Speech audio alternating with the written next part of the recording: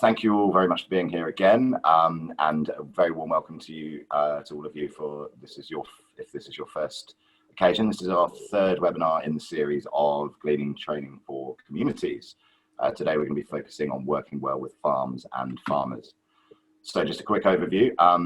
This is what's happening right now, the welcome. We're going to do a little ice-breaking exercise in some groups. I'm going to do a short presentation on finding farms, building contacts and relationships, a little bit about how we want to be kind of speaking with farmers in the context of sort of food waste arising on their farms and what that means in a broader context. We've got a farmer that we've been gleaning with for a number of years now who's going to pop in, give us a little bit of background on his sort of experience gleaning and give you a chance to, we've got a few questions for him and then we'll open it up for everybody else to ask some questions as well. We're going to do a quick break after that, so that's hopefully going to be around 11 o'clock or shortly afterwards. And then we're going to do another breakout room exercise, which will be some kind of scenarios in which, you know, there are things that farmers might be concerned about or want sort of clarification on before you go gleaning on their farm, especially if they're new to it, and you are as well.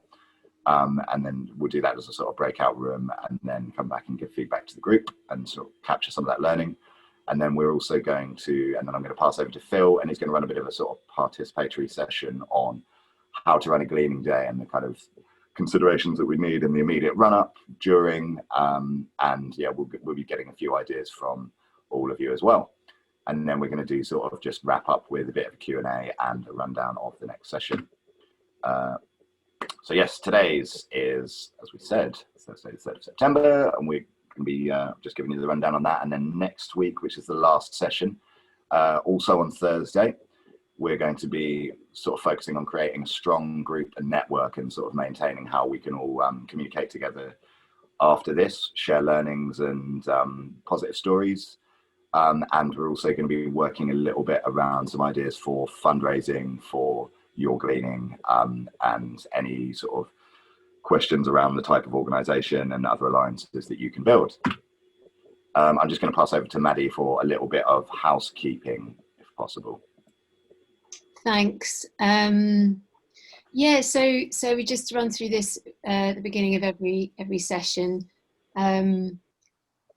Use the chat box that you'll find at the bottom of your screen for anything that you want to share, any questions that come up, comments that you want to make as we kind of go through, and flag up any technical issues you're having, if we might be able to resolve them as we go along.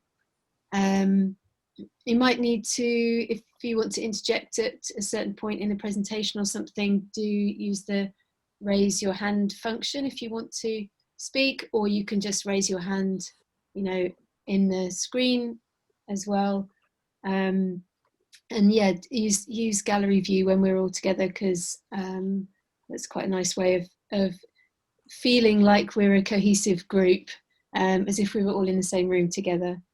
And just when we're talking in the breakout rooms or as a whole group, just to kind of really give each other space and be aware of the balance of participation, without interrupting each other, taking time to really hear each other and give each other, you know, the same time and space to respond, to share your point of view. It's good to have a pen and paper to hand. Do scribble things down, thoughts and ideas as they occur to you as you go along. And as we've already said, we're recording this session. So hope that's all pretty straightforward and clear. And some of you have been to all three, some of you have just been to one before, and some of you this is your first one. So really appreciating that people at this are at different stages in their own journey with gleaning. Some have previous experience, others don't. So there's a real rich opportunity to hear from each other and hear each other's questions and experiences. So yeah, back to you, James. Thank you very much. Yeah, so little icebreakery exercise that I'm going to do together. So Maddie's going to arrange us into some breakout rooms.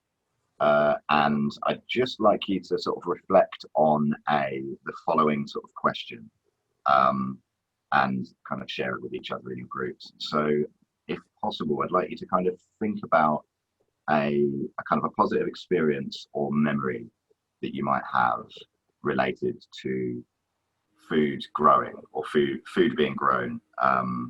And that could be on a farm, it could be at home, it could be kind of any sort of family memory, big or small, really doesn't matter. It could be, you know, a tractor ride at a city farm when you were a kid. It could be attending a gleaning day. It could be pick your own farm. It could just be a relative who grew their own veg, anything like that, that you might be able to, that you can sort of recall and would be interested in sharing in your groups. And we're going to do that and then be back here in about, let me have a look and see how long. So I've put people into groups of 3 or 4. So maybe if each person has 2 minutes ish each, so maybe we could have like 7 minutes or something in the rooms, if that feels all right. So it's just a kind of quick thing. It's not just to also share your name, your organization, maybe something about your whether you've gleaned before, the kind of things we've done in the intro breakout rooms before. Just to kind of get to know each other a bit more. And then James's question too. Cool. Okay, you should have invitation to jump into a breakout room, so just click into that. Wonderful. How did everyone find that? Some great stories. Yeah, good. Very good, thank you. Glad to hear it. If people, while I remember, I think it would be quite nice, because not everyone's got the chance to meet everyone yet, but just putting names, any organizational affiliation and whereabouts you're based, just popping in the chat. And if people feel compelled to share their story as well or their memory, then if we have it in the chat, that might be a nice thing to sort of keep us going. I want to dive in with the first presentation now, if possible. So which we're just going to focus on kind of, as we were saying, building a sort of contact database of farms and such. And Phil has very kindly just shared his screen. So yes, working well with farms and farmers, obviously a fairly essential component of gleaning. It's where I think reputations can kind of live and die in terms of being able to become sort of a successful and resilient gleaning hub. It's the relationships with the farmers I feel are probably the most important aspect of this. It's the one thing that we can't really do without. So without further ado, I'm just going to launch in. Yes, so this is probably a question that's been on a lot of your lips. I can imagine that having sort of strong contact with groups of farmers isn't something that people just sort of have by accident, and it can vary widely depending on where exactly you are in the country and your sort of proximity to produce. So I just wanted, just seeing some activity in the chat there, that's great. So yeah, I just wanted to kind of touch upon some of the thinking that might need to be done when we're looking at setting up a gleaning hub initially, because this will formulate the sort of type of gleaning that you can do, the scale of it, and with which groups you might be needing to work. So I think the first thing you need to do with regards to this is kind of try and develop a bit of an understanding of the agriculture in your particular area. So what types of crops are commonly grown and when are they being harvested? So a few examples just off the top of my head. So Kent, being the Garden of England, it's sort of a huge proportion of the food that's grown there is apples and pears and top fruit. So tends to be very busy kind of during the September, October season, September, October, November. There are also a fair amount of kind of brassica farms and things like that. We've Charmaine and we don't have any of the other Kent organisations, I think, with us today, but we'll attest to the fact that there are some friendly farmers in the area that have been able to harvesting broccoli, cabbage, kale, various things, kind of not quite throughout the year, but on a kind of a smaller scale. What we tend to have in that area as well is, to use Kent as an example, is quite a, there are some quite large scale farms there, where you've got kind of bigger agribusinesses, and then you've got some smaller kind of pick your own farms within that as well. And I mean that it varies kind of across the country. When you look at areas like Lincolnshire in the east of England, much more sort of weighted in favour of kind of root vegetables, large farms, sort of huge field scale veg. So that would be something that I would advise people to try and get a bit of a sense of, which is possible through various Google searches, a little bit of information, talking to people from local farmers markets and things like that.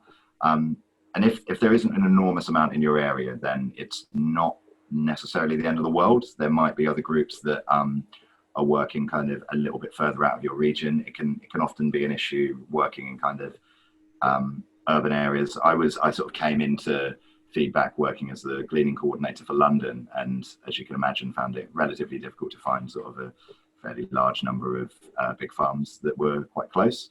But a good thing for you to do would be to sort of make a bit of a decision on how far you'd be willing to travel to get to some of these farms. And then at the second half of this slide, I've just got a little bit of information about kind of best places to look. So growers associations are fantastic resources for looking into their membership, finding out where they might be. So Leek Growers, British Asparagus, those are ones that are quite, I think, well funded and have kind of a lot of support and have a lot of buy-in from the farms. Some retailers, kind of big and small, do actually provide details on the website of the farms that they buy from. So a little bit more difficult to find information for sort of the big ones, your Sainsbury's and Tesco's, but some of your smaller scale grocery stores will be happy to kind of divulge that information. Really great one is farmers markets. If you have a local farmers market in your area, there's a good chance that they're going to be bringing in produce from the local area, or of course selling their own produce there, and that can be a great way to build up kind of personal relationships with growers. Unfortunately we can't go without mentioning kind of social media. A lot of farmers are really into using Twitter at the moment, especially sort of from the younger generation, and are advertising kind of some of their produce there. So it can be a great way of getting in touch with them directly. And then an obvious one being that you can also kind of look at packaging and then find out where you've got kind of local produce, and often will have the name of the grower, or it will have the name of the farm, which will enable you to kind of get in contact with them. Okay, next slide please, Phil. Really important part of this, of course, is to find a way of staying organized and to keep a list. So we've, on the next slide, which we'll show you in a second, we've got a little bit of information about how we keep details of our farm contacts. And obviously we need to have them somewhere secure that's not going to be available to anyone working kind of outside of our organization. And because you can have quite a lot of information, we've just got an example of kind of good ways of color coding it, and based on whether you have tried to glean from a farm before and been successful, we call them sort of a warm contact, or a cold contact, somebody who you've not contacted yet. And here's an example of what that might look like. So, and just to say, we are happy to share these slides, but this is just kind of a good way of keeping this information. You can see on the sort of towards the right hand side, we've got a log of kind of the last time we contacted someone. I think this is vitally important when you might be having more than one person working on this. This is just a great way to ensure that you're not kind of doubling up contact and pestering a grower more than they would like to be able to. And then we just have a little bit of information about kind of the size of the farm, the produce, and then you can also have a tab on kind of what time of year you should be getting in touch with them, because that can be a really useful way. And obviously Excel can be pretty terrifying to look at, but it's quite a good way of, you can kind of search by month or by seasonality, so you can know what is likely to be ready in your region at any given time. Next slide, please, Phil. Fantastic. So I wanted to just briefly touch upon things that we've kind of considered when contacting farmers in the past. If we bear in mind the kind of the Gleaning network started with one of our colleagues essentially compiling a database of farmers and then doing quite a lot of kind of cold calling. So essentially calling up farmers, asking them about whether they had any surplus produce when they may have never heard about gleaning before. So you can imagine that that can come across as a bit of a challenge.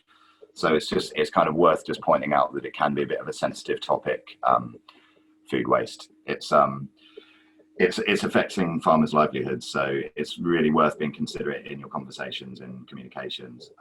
It's, as I was saying, it can be a new and unfamiliar concept for farmers, so the language you use and the questions you ask are pretty key to your chances of them being on board with the idea of gleaning. And you can see at the bottom of this slide, there's just a few words that are probably key to use rather than kind of talking about food waste.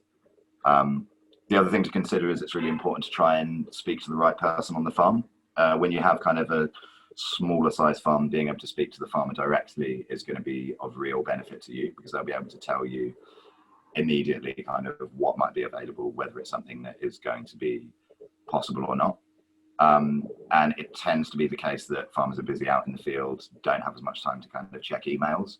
So that's kind of something to consider. You might want to be sending out an email, also phoning, kind of following up with more information, and just trying a few different ways. For your sort of larger businesses, there might be kind of several people or departments that you might get sort of battered around between. The good people to think about speaking to would be the production, corporate social responsibility, or kind of marketing department, and some of those will most likely have the best information to who to pass it on to. But yeah, just to really hammer on the point of how important it can be to make sure we're saying the right things. You know, there's a variety of different approaches that you can take, but I think one key thing to remember is that not all farmers will have the same interpretation of food waste, and certain words, phrases, and approaching can mean very different things to different people. So yeah, I just want to highlight that as well, that we're only kind of after, when we're gleaning, we're only after produce that wouldn't be otherwise be able to be sold, and is maybe rejected or surplus to requirements. Next slide, please. Cool. So yeah, here's just like a little example of that, of how the wording can kind of really affect that. So just want you to imagine a farmer who in an average year can't sell 40% of their cabbages as they do not meet cosmetic standards. This may not be regarded as waste, of course, as it happens every year and is planned for essentially. You know, this is what we call kind of overproduction as a result of, you know, a number of factors that we touched upon in some of the previous sessions. But ultimately this idea that when you're trying to meet a contract for a large scale retailer, the risk of you of undersupplying and not being able to fulfill that contract is a very real thing. So if you were to call that farmer and ask if they have waste, as it says on the slide, they could reasonably answer no. If you inquire about unharvested surplus or outgrades, you might get a very different answer. So another thing to take into consideration there. Okay, next slide, please. Cool. So yeah, just a couple of quick tips to run through. If a farmer's happy for you to be gleaning, then we have got ourselves to a point where we need to kind of start organising and arranging a day. And it's very easy to fall into the trap of... Dolphin. Oh, hello, Pete. Sorry, just getting photo bombed off my children when I'm trying to join the meeting. Sorry. No, that's absolutely fine. Really glad that you could join us. I'm just whipping through the last bit of the presentation. And brilliant. I'll listen carefully. Sorry. Excellent. Yeah, and do feel free to jump in if, as a farmer, what I'm saying is absolute nonsense. But yeah, in terms of there's kind of a few things that are quite dependent time-wise.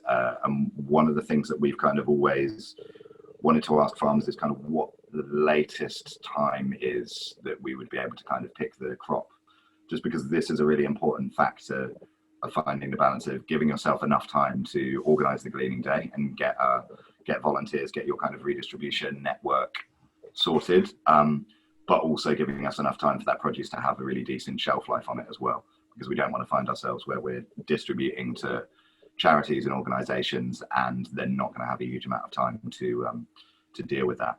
But of course, yeah, this needs to be done. We have to be realistic about our own availability as coordinators and being able to fit it in with all the various other projects that we have. And I'm sure as people that work for community projects, we have all found ourselves in positions where we're kind of saying yes to things that we will then end up struggling to deliver just as a result of kind of time commitments. So that's kind of something that's worth considering. It's really important to just get a really clear response from the farmer on when is not only possible, but the height of convenience for them as well. We don't want to be doing it in a day where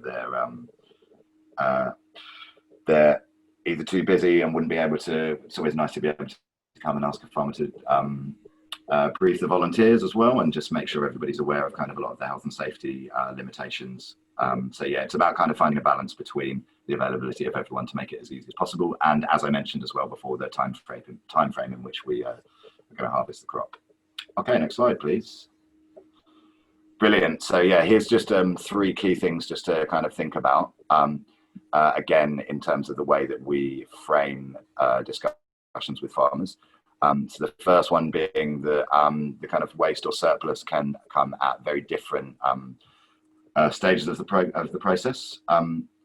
So it's important to kind of just point out that we're interested in harvesting surplus crops, the ones left in the field, but also ones that may have been already harvested and packed or are being graded and may just end up kind of sitting in a shed and are unlikely to find a buyer.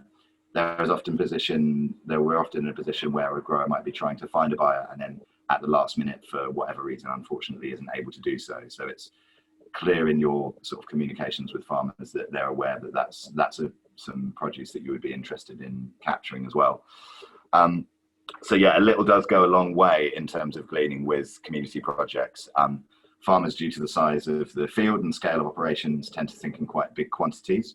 So depending on the size of your project, you might be able to, even a few 100 kilograms of produce would be really, really valuable and enough for you to come out gleaning. At Feedback, we tend to say yes to a gleaning opportunity when there's kind of over a ton or so of produce, because we feel that that's enough to for our kind of logistics to kick into force and make it kind of financially and time viable as well. But that's going to be very different for every community project. But yeah, as I say, if you've got a huge field or an apple orchard that's got several hundred tons of produce in it, you're not necessarily going to be thinking about how valuable that might be to other projects. So the last thing to consider is how, because we're not constrained by cosmetic standards as gleaners, we can be a little bit more choosy when it comes to actually harvesting in the field. So labour can be a really expensive input cost for farmers, probably the most. So they're used to making decisions based on economics and efficiency. So an apple farmer might estimate that only 30% of the fruit in one orchard is good enough to sell, and therefore it's not cost efficient to pay their labourers to work in that orchard. Whereas as gleaners, we can volunteer that. We'll be volunteering our time and we're not constrained by that. So that 30% of the fruit that would be good enough to sell would be obviously fantastic for the gleaners, but also there might be more fruit that we would be able to harvest as a result of that. So it's important to kind of impress that upon our farmers when we're speaking to them as well. Okay, so next slide, please. So yes, we can stop sharing the screen now, and we've got a special guest today. So Pete Thompson is a farmer that we've been working with in collaboration. I think our first gleaning day was probably about 5 years ago or so, Pete, I think, on your farm. And he's done some really amazing work in terms of processing his own surplus produce. He's got an award-winning apple juice brand called Kotchel, which is from his apple orchards. He's recently been in the distilling game, I believe, as well, Pete. Happily. Yeah, and we had some really interesting conversations kind of at the start of lockdown, where Pete was primarily producing for the food service industry, and as all of us can imagine, that the kind of supply chain was pretty significantly disrupted as a result of COVID lockdown. But I'm hoping that the sort of progress that you're making towards the veg boxes and local kind of local veg delivery has been as successful as it seemed to be. Yeah, no, that's so we've accidentally on purpose created a whole new business, and it's it had its peak. We went absolutely crazy, then we had a trough, and now it's actually nice, steady new business. So we're a retailer, which I didn't think I'd be saying 6 months ago, whenever it was. Great. Well, congratulations, and well done for being able to kind of pivot in what was clearly quite challenging circumstances. And it's kind of great to know that you've been able to find a niche there. So I wanted to really, I think it's like an amazing, just thank you so much for being here with us. I think it's your insights as a grower and somebody that's obviously worked with the Gleaning Network for a number of years now are really vital to all of the people that are joining us today. Have expressed an interest in kind of setting up their own community gleaning hub. So we've got people from all across the UK, and then we're extending also to Australia and South Africa as well. We've got sort of a truly international group with us today. So what I wanted to do, Pete, if it's all right, is I've got a few questions that are kind of related to gleaning and your experience with it, and then maybe just give you a chance to kind of reflect on some of that, and then I'd love to be able to open it up and give people an opportunity to ask their own questions as well. But maybe it would be nice if I give you the sort of chance to do a bit of a sort of 30-second elevator pitch about where you are, what you're growing, and how you found yourself where you are today with farming. Yeah, okay. So we are a big small farm as in industry terms. So we don't supply direct to the supermarkets. We sell to food service companies who in turn supply restaurants. We have a little bit of a fruit business that supplies the major packers growing apples and pears. We're out on the northeast tip of Essex, so only an hour or so from London, which has helped when we've been doing the gleaning projects. And we've always had quite a strong focus on sustainability. So gleaning was a natural step forward. I think it was probably longer than 5 years ago when we first hosted people on the farm. And it was a wonderful experience, if slightly chaotic. And it's probably got more organised and less chaotic ever since. But we from economics as well as sustainability point of view, we've managed to value our waste stream. So I try and think of it as recognising the value in product and not calling any product waste. All products got a value to it, whether it's value in terms of product that's gleaned for charity, whether it's ugly apples, big apples, small apples that we turn into juice or into gin or into Baijiu is our new one. Don't know if we've got anybody from China here. And then there's all sorts of other things as well. There's always a value in a crop. Even if we plough it back in, it is improving the soil. So it's just recognising that at all the right appropriate points in the supply chain, I guess. And obviously gleaning has got its own particular niche and added value in terms of generally what you're doing with the product when you distribute it. So food service is quite often looked down on by some of the guys supplying retail. Quite often the specifications are higher. There's a very globally well-known chef that's very vocal on the TV and on some of his TV programs about using all sorts of out-of-grade produce, but his restaurant chain are notorious for rejecting things on the grounds of appearance or being out of spec, etc. So it's right across the food chain, and we're food service. Food before lockdown, more food was eaten out of the home than in the home. That is all going through non-retail channels. So it's not just retailers. Quite often, people are quick to pin the blame on retailers for that, but it's restaurants as well. So that's where we are. The fruit, we get outgrades from our packers, and that's really on a size or appearance level. Our commodity crops, if you like, for us, we grow large volumes of leafy cabbage all year round. For those within the UK who like Chinese restaurants, that gets turned into crispy seaweed. And in the summer months, we grow a lot of spring onions, salad onions, which we grow slightly larger. And again, that's for the Chinese restaurant trade. So you can cut the white, shank up lengthways to go with the crispy duck, and the stuffed green bits go in the wok. So with those, our spare product or our waste product, if you like, will often come from flushes. We can have all the best will in the world. We carefully drill X amount per week, knowing that we'll want so much later in the year. And then like this year, you get a heat wave and it all comes ready at once. So we've got about 5 fills ready at once at the moment.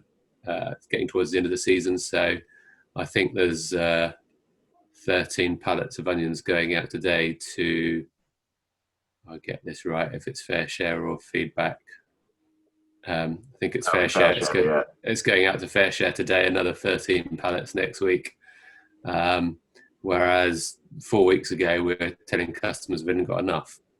And that's nothing to do with people saying it's the wrong size, wrong shape. It looks perfectly good. It's just that the weather has combined to make it already in one go. So that's sort of often the cause of the biggest surplus for us.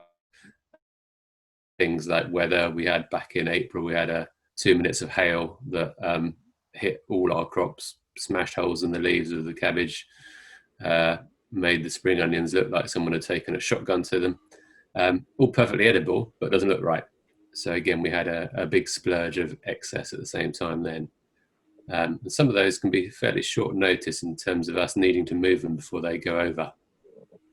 So it would have to be quite short notice gleaning, I think, as we discussed, James, back in April or whenever it was. So that gives you a little brief summary of what we're up to. Cool. Yeah, and amazing insights as well. I mean, I think I've definitely been one in the past to pin everything on the retailers, but I think it's a really important insight to realize that, there are other kind of niches within the food supply chain where this kind of stuff is happening all the time. And it's been really, it's really illuminating to kind of hear a few instances in which food surpluses can arise there. I mean, when I've spoken to farmers in the past, I think the first question I always ask is, how's the weather been? Because it's very easy for me to sit in London enjoying a heat wave, but realizing that has kind of could have a really drastic effect on sort of the availability of crops. And that could be something that's a bit of a source of stress for farmers at that point. It's, you want to know that a gleaning coordinator is kind of understands some of the issues that you might be facing, I guess, right?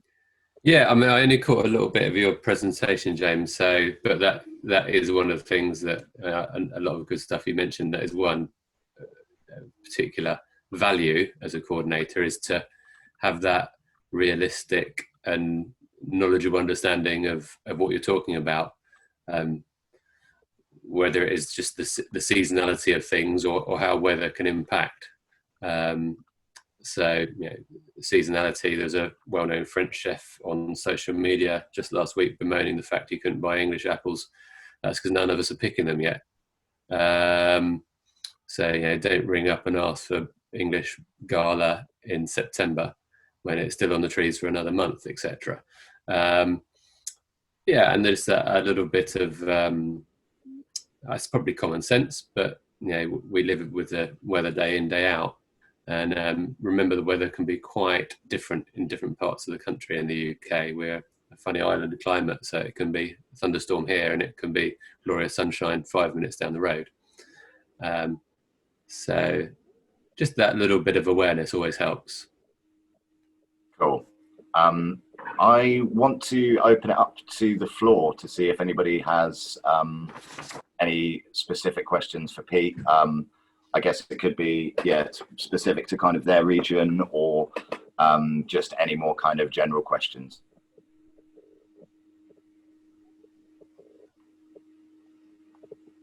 If people need to think of some questions, in the meantime, it stopped me, James, if I cover something that you covered in the presentation.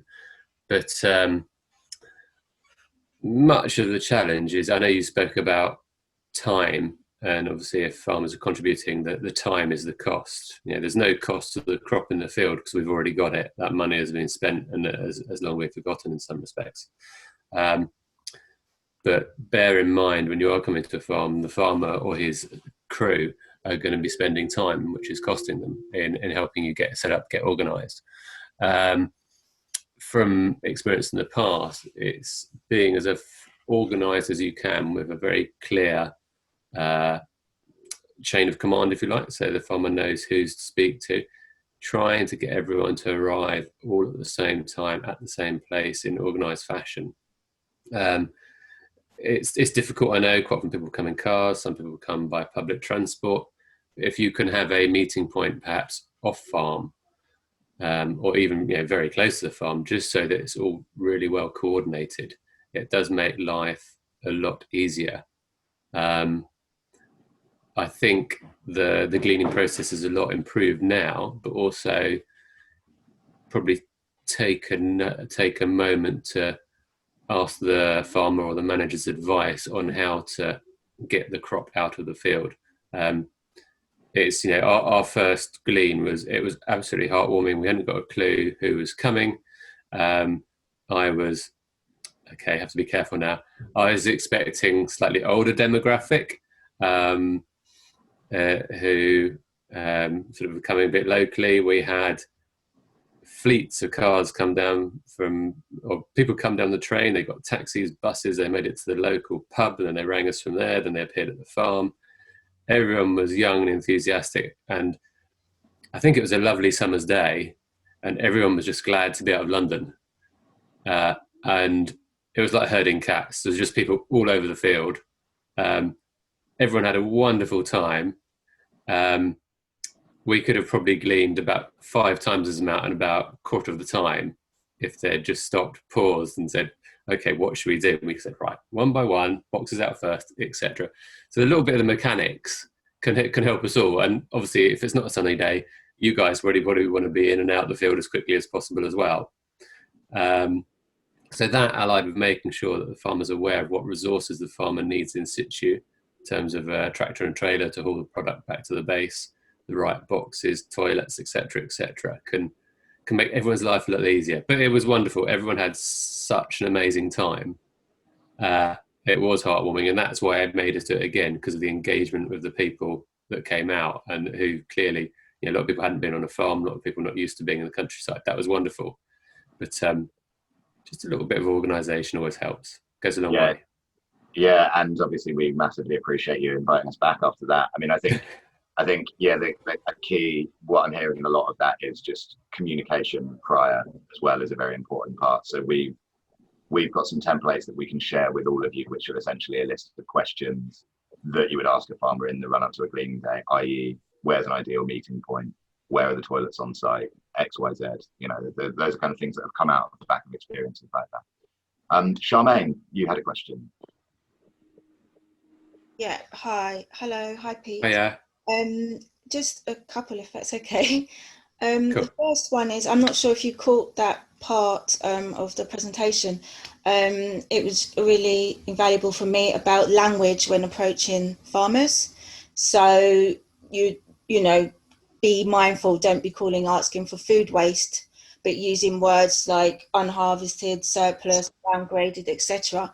I just thought, while you're here yourself as a farmer, if you could give some insight just to follow on from that point. So yeah, we had words like unharvested, surplus, rejected, downgraded, outgraded, unsellable, glut, etc. But yeah, it'd be really helpful for me just give me firsthand as a farmer what sort of language. Yeah, I think that's interesting question. There is going to be different things at different times. You know, I mentioned that we've got surplus at the moment. It's a lovely product. I suppose waste is probably something that's come out of the packing system already. But I think most farmers, I would hope, be reasonably understanding when you are speaking to someone that's not on farm or in the industry, that people have totally different expectations and thoughts of where the product is coming from and how it's come to be at that point. So I wouldn't say for a second, don't beat yourself up about getting the wrong language. But you know, surplus is a very good coverall, and it's certainly not offensive because we're all going to have surplus at some point, and it will be surplus whether it's outgrade or flush or reject. Dare I say it? Reject is probably a word to avoid. It tends to wind farmers up. Not with you; there'll be people getting wound up with the customer that rejected it in the first place. But we're farmers. Part of the job description of a farmer is to moan. And we're very good at moaning about the weather and customers and the rest of the world in addition. So don't worry, but surplus is probably a good coverall. Thank you very much. And just another one that I'd asked at a previous training was I teach enterprise and entrepreneurship at Folkestone College. And I've introduced a college. I've been a community gleaner for a few years. I introduced a college so that students could understand a different element of business, so the primary sector, farming as a business, and the challenges that farmers face. So we've done gleans, but also some of those groups. So we had a group that wanted to do a cold press apple enterprise. So that would be making money and making a profit. And myself, I have my own little project that I'm working on for like a condiment specialty box from gleaned products. So my question that I had, but it'd be great to hear from you firsthand as a farmer, would be, you're doing a glean and it gets distributed to community groups and charities. But what about if you're taking that produce and you're turning it into something that you make a commercial profit? How do farmers feel about that? And what I'd asked was, is it agreeing kind of a percentage on, let's say you're selling chutneys on each jar, or you come up with agreement, or are farmers sort of okay of you using because you're actually gleaning? Does that make sense? My question a bit rambling. No, it makes total sense, and I love what you're doing. It's brilliant. We work I'll give you an example. We work really closely with Rubies in the Rubble. Oh yes. Who are sort of the condiment queens, Yeah. etc. Or they sort of some of the original people to really sort of push it out there. So no, we've been really happy to work with them. We give them a price per kilo at the start of the season, which is probably more than we get for the grade 2 apples and pears if they've gone through the pack houses that we supply. But it's still, in my mind, a fair price. And I think, especially when you think often this product will be a fairly small percentage of the product being distributed from the farm. Yeah. I think simplicity is probably key. So I think most farmers will be only too pleased to see it get a home to get an agreed fixed price per kilo or per crate, whichever you agree. Yeah. But because as soon as you start talking about sort of percentage margins, etc., and complicating things further down the line, it's just ingredients for misunderstandings further on. We make our own juice. We also sell a bit of fruit to other people, or have done in the past when we had more excess than we could cope with. And I think the security of price per kilo there has helped as well.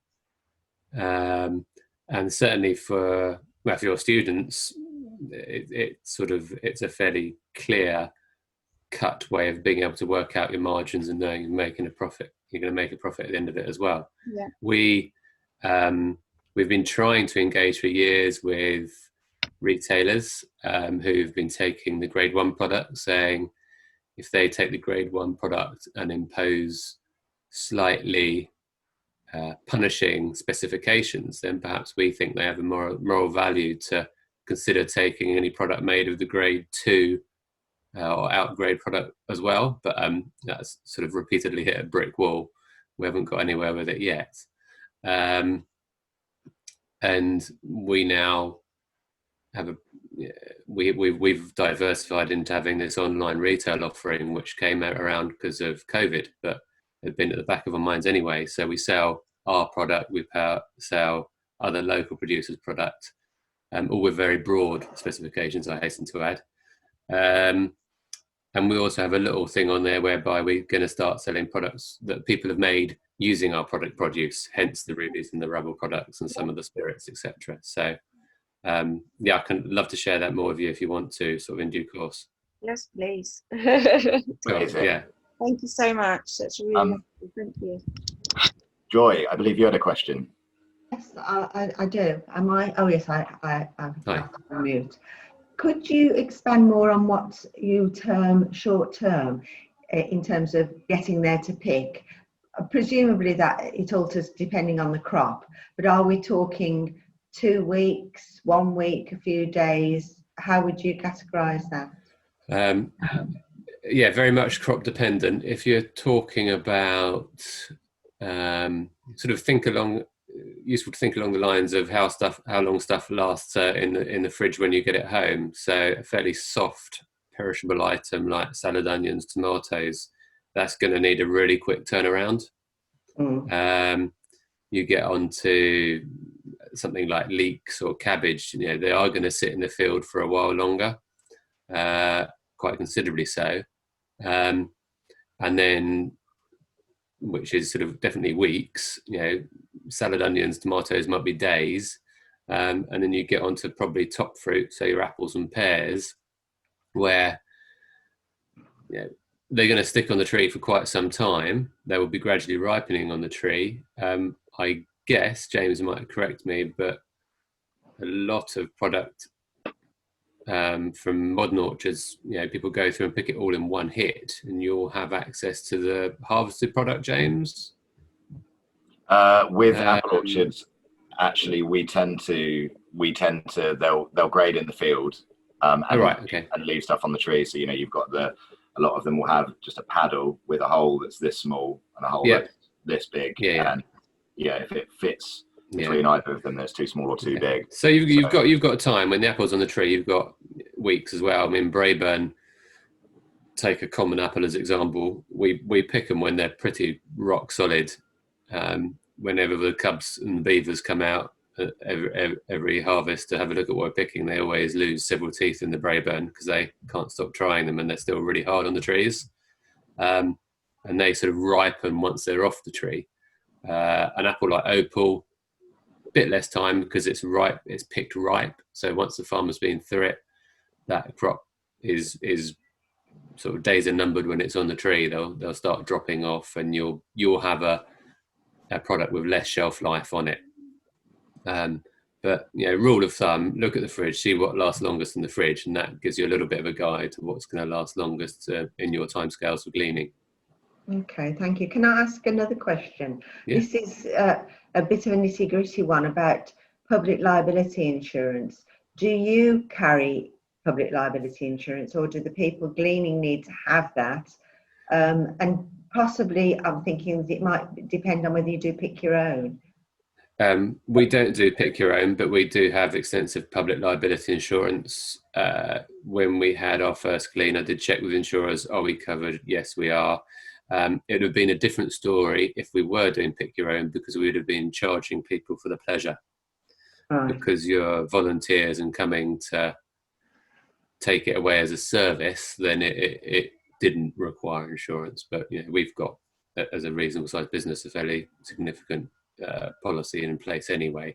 I'm sure probably Gleaning UK has got a position on that and would have some sort of cover. I'm not sure. Yeah, because for small groups gleaning, it could be quite expensive, and if we're able to rely on the public liability insurers of the farm, then that will make a significant difference to small groups. Yeah, I would have thought James and Phil, really. Yeah, I would have thought any well-managed farm should have appropriate public liability insurance in place. Joy, I think that. Yeah, I think worth checking with them, of course. Yeah, thanks. So feedback when we've run our own gleaning days, as I'd mentioned before, does have public liability insurance that covers gleaning. But as Pete rightly points out, farms of his size will have cover that would cover gleaning activities. But I think for us, it's been especially useful when we're speaking to new farmers that we're engaging, that by us mentioning that we've got cover, it adds an area of legitimacy in their mind, and it's going to make them feel like a lot less worried about that. But yeah, that's really good to hear that farmers may A, have sufficient cover, and B, be willing for activities that are taking place on the farm to be covered as a part of that. But that's obviously something that would just need to be lots of clarity about. I've got a question in the chat. So I think towards the end of the presentation, I think you were there, Pete, I mentioned around this idea that a farmer might not pick maybe an entire orchard where 30% of the crop would pass cosmetic standards. So the question is, would gleaners be expected to give the cosmetic pickings to the farmer and keep the 70% downgraded produce? I think that's fairly unlikely, because I think just the administration and burden of doing that would be cost prohibitive. Likewise, the gleaners won't have been trained by the farmer's team into what is grade 1 and what isn't. So yeah, I would any farmer that's going to try and extract some grade 1 product out of the glean product is probably not who you want to be gleaning from in the first place. I think it'd just be too much of a burden for them to expect to have it done anyway. Great, yeah. Charmaine Fife, I think you had a question. Oh, and Tina. Let's go first. Oh. Yes, I did. Hi, Pete. Hiya. I was thinking about the additional surplus, because I know it's a lot of farmers work with now feedback, but the connection with the local community, would that not help to get rid of some of the surplus, or would it be a logistical nightmare to try and get the community involved? I don't know, local shops or something like that taking on the surplus. It's a challenge that we've looked at. So we do have a little, with North East Essex, so we've got Clacton not a million miles away. They've got a little green group who do come out and join in gleans organised by other people, or they do their own little bit of gleaning locally. We have a number of local jam makers on the fruit, sort of kitchen scale jam makers that come and do a bit of glean. They ring up and say, when can we come this year, that sort of thing. It's interesting with this new retail business that we've got. We did work with some local secondary schools during the sort of early stages of the pandemic, and we were putting boxes into the schools for the local vulnerable families, which was frightening in itself in the scale of the boxes required. But obviously we were able to put some product in there. We probably don't have quite the right product for it, because a great big leafy spring green and salad onions are not what everyone's familiar with using. You do come into that sort of thing, the people that will accept it and want it. We're having people sort of writing to us that they'd never used any veg for their family other than tinned sweet corn and carrots. And then we were sending them a box of all sorts of funny stuff, and they're like, oh my God, don't know what to do with it. Unfortunately, in this area, we've got quite a few food banks as well. So the food banks are always quite pleased to have it. That tends to be a product that has to have come through our system. So something that we've outgraded, though, because they don't have the resource to send people to the field. And it's time and time again, it seems to be the logistics that defeats things, because getting people to the farm, getting people organised, and this is why gleaning's so good, is because there is a level of organisation. But yeah, we work with food banks. The schools is a really interesting one. Quite a wake-up call this summer to see how how keen a lot of the youngsters were to come out to the farm. But then you run into the issue that the council considers that anyone under 17 or under school age, as well, Essex say that they can't come on farm because of health and safety. So we've had to turn lots of people away as well. So yeah, I think there's these nascent systems growing, and it depends where you are in the country. I was just going to say, you sound very proactive in all that you're doing anyway, generally. Yeah, it's I guess people have picked up on it, so they sort of know where we are. But it'd be nice for us to have a bigger range of products in some ways, because then people would have more to understand. But then I'd have even more stuff that I don't need. True. So does that help? Yeah, it did, definitely. Cool. I think we've probably got time for one more question from Tina, and then I've got a summary question as well, if that's possible, because we might have to move on after that.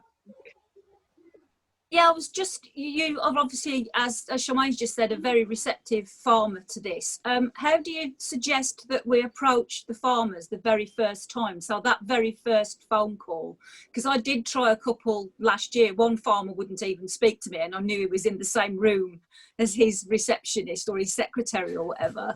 You've just got some random woman ringing you up out of the blue, wants to talk to you about gleaning. So where do you actually start when you try and speak to a farmer? I've got lots of neighbours who I'm sure are probably not the easiest people to speak to either. We don't get out much either, so it probably doesn't help. Yeah, I mean, I think you've got to be proactive. I think it's timing is everything.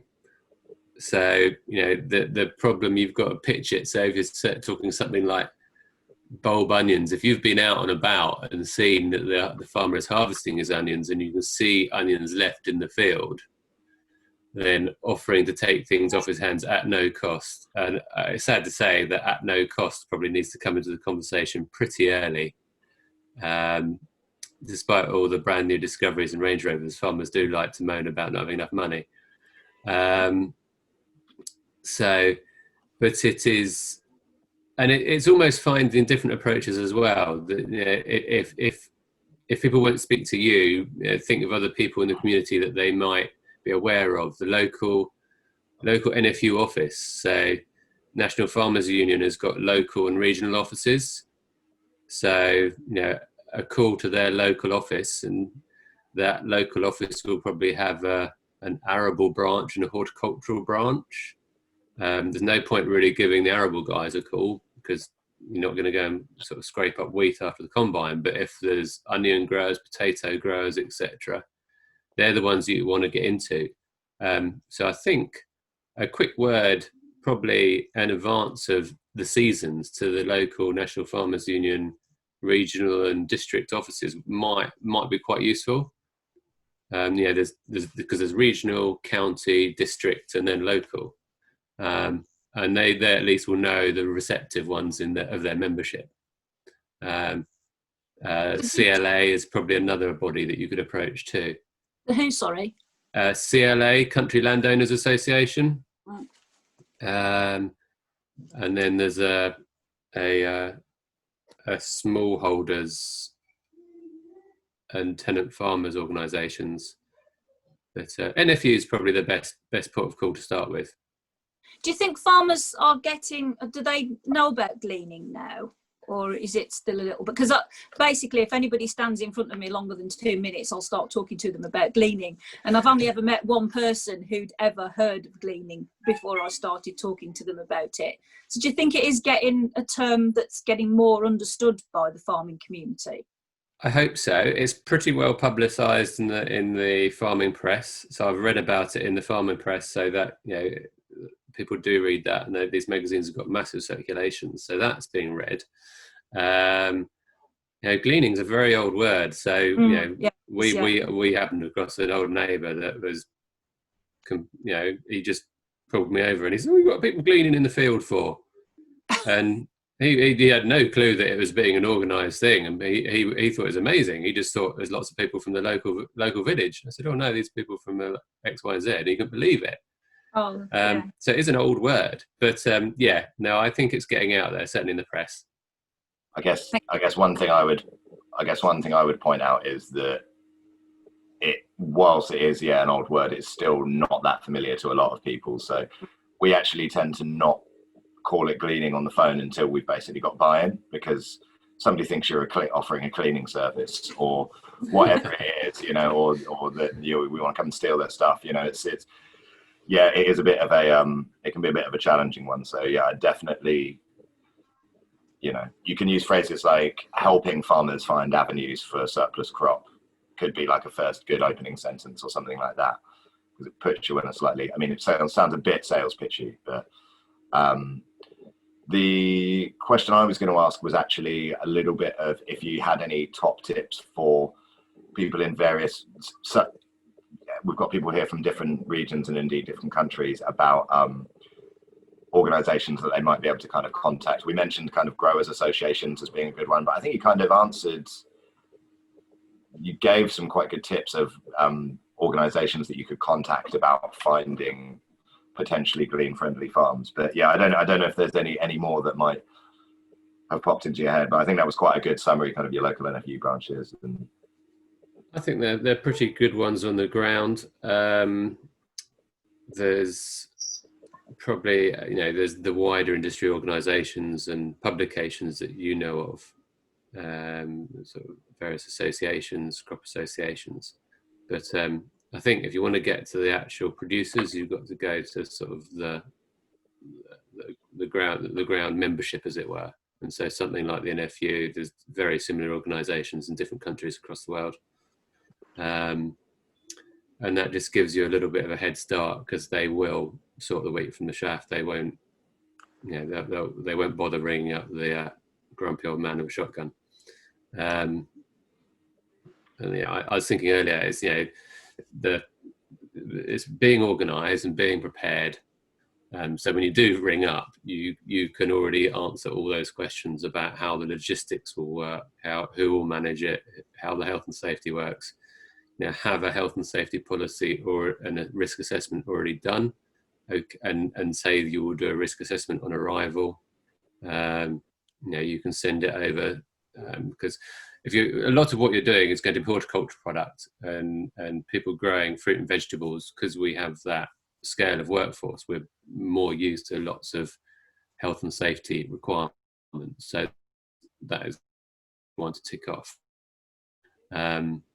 So just having that preparation and know, we'll collect it, our transport, we're able to collect X pallets from where, etc., etc. And there's a very clear list of things that they'll realise that they need to do or not do.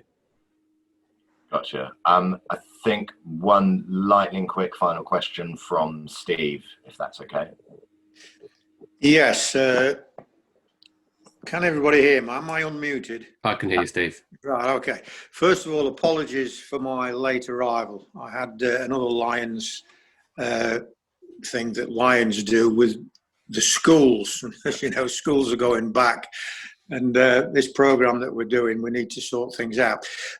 My question would be, we're doing a glean actually in 2 weeks' time. We are gleaning, I mentioned this on our last training session, there's 265 pear trees that we've got access to, which hopefully will realise around about 6 tonnes of pears, and we've got about 30 or 40 apple trees as well.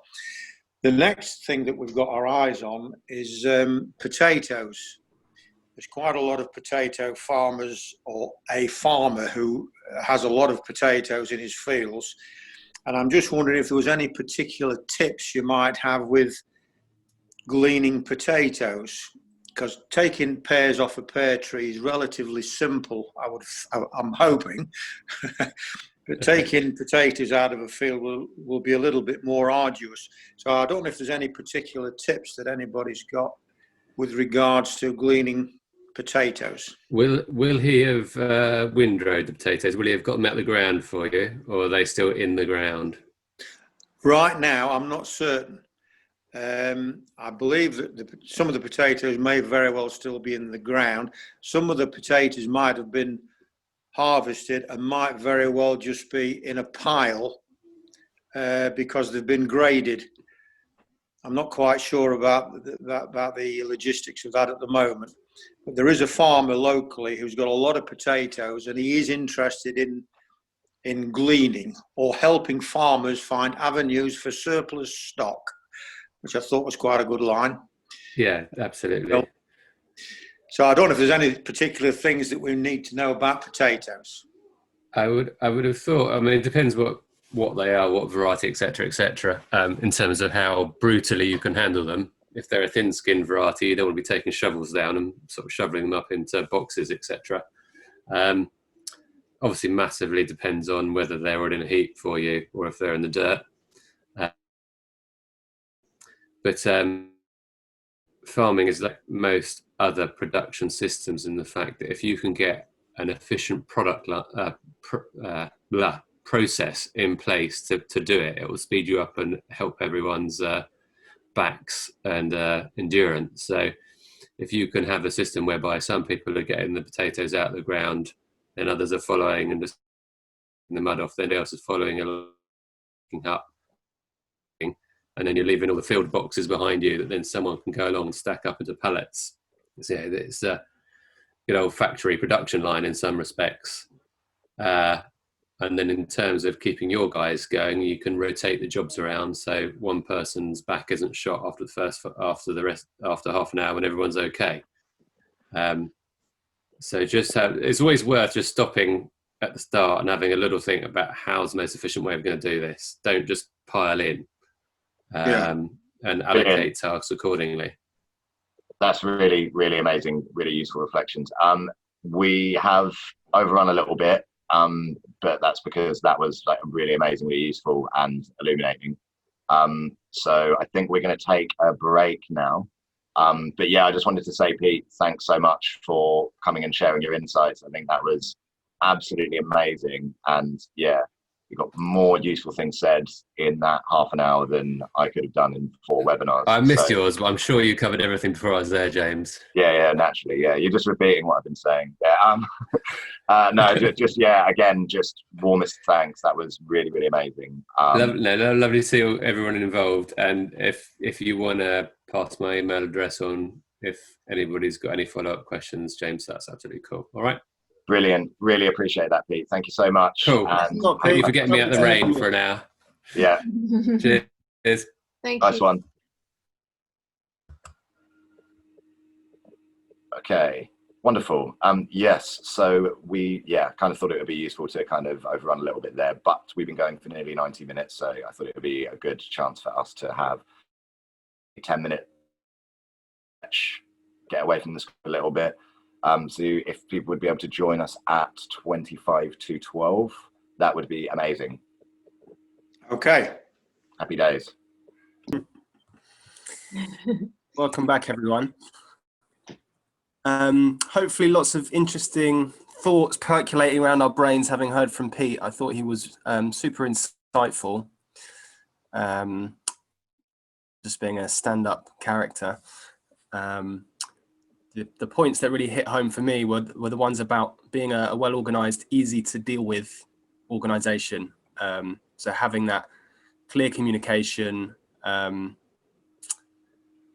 advance, but also on the day. So, all being cohesive in a unit at the start. And he mentioned chain of command, but I think what he really meant was like the group of people that will be guests on the farms will be easy to communicate with.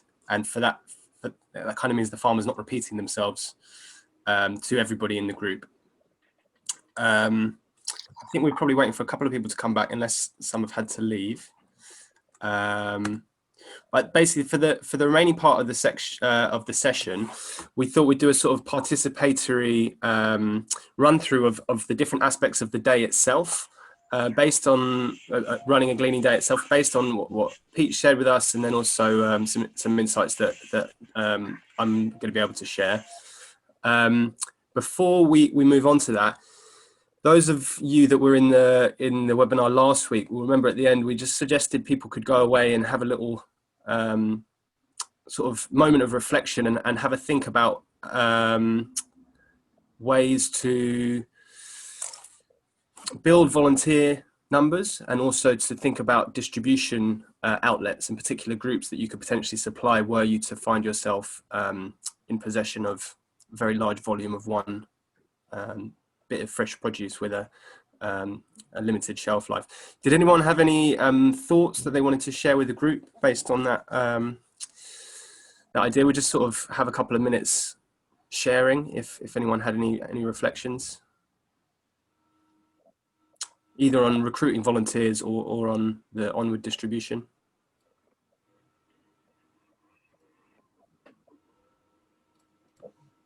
Susie. I think for me, the mutual aid networks are going to be the place to start, and also I know I've got connections with the Hornbeam, which is a community food hub that particularly focuses on using surplus food. So those kind of networks that already exist, but mutual aid could be something that people all over the country could potentially start to use that maybe didn't exist 6 months ago. So those are groups of people that hopefully want to help their community become stronger and more resilient. So yeah, perhaps that could be something that people, if you have connections with that could work.